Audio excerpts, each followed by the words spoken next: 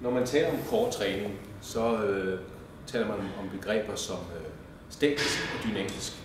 Og hvad dækker det så over? Det statisk core-træning, det er, hvis man har en spænding, man holder sin spænding, og så ellers er helt rolig med kroppen. Der er ikke noget, der bevæger sig, man holder den bare helt stabil.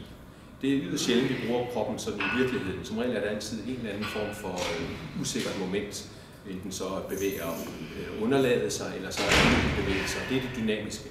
Og det er jo sådan, vi bruger kroppen. Så det er derfor, at det er vigtigt, at det er dynamisk, man træner sin core.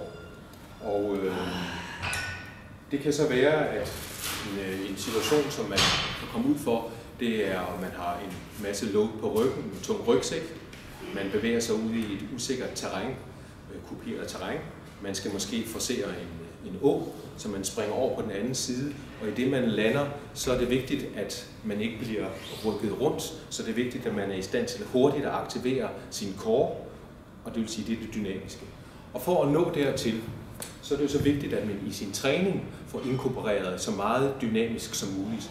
Og det kan være ved brug af bolde, man sidder på knæ på. Det kan være sådan en halvbolde, man står på, eller et vippebræt, man står på, mens man træner med sine frie vægte. Alt mulig form for kabeltræk er godt at bruge, når man træner den dynamiske core.